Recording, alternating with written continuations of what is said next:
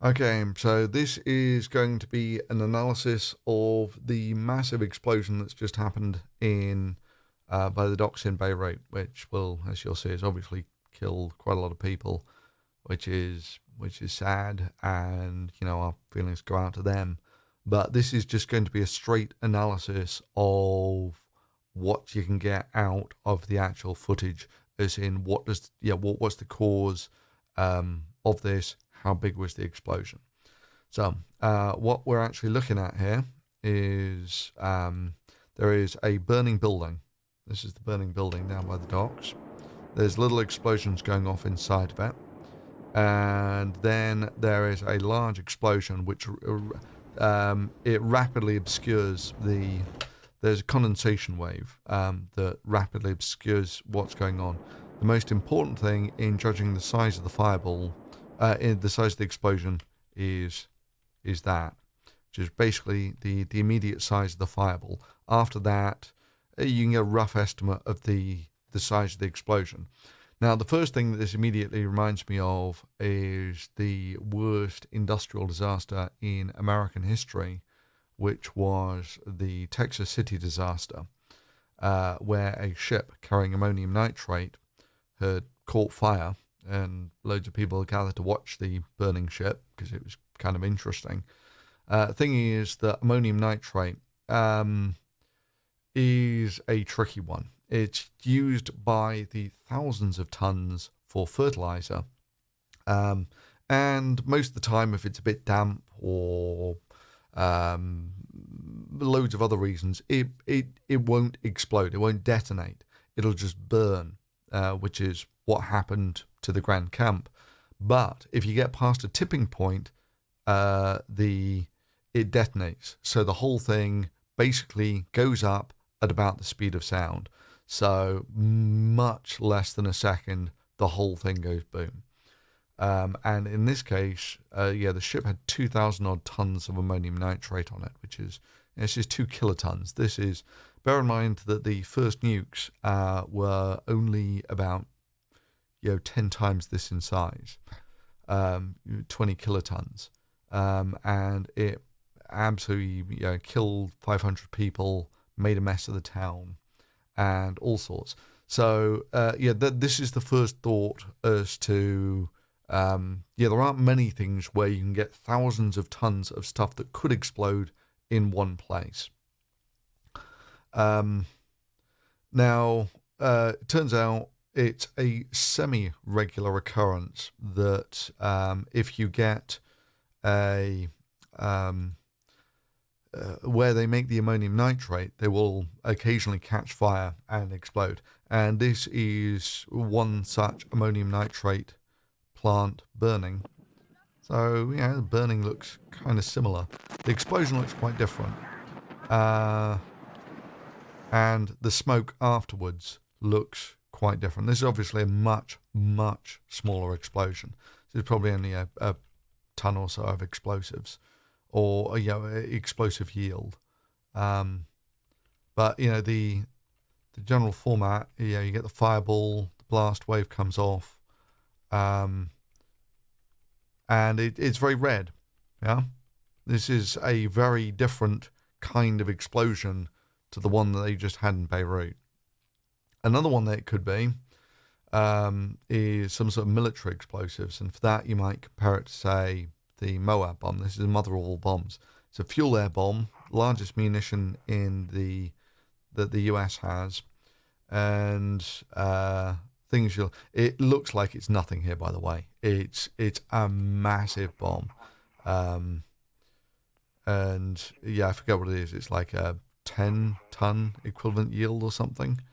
Um, but it's fuel air, so you don't expect any coloured smoke or anything, and there isn't any. It's just mostly water vapor, carbon dioxide, and some dust coming off here. So that red smoke is a real bizarre thing. Um, so how big is this blast here? Um,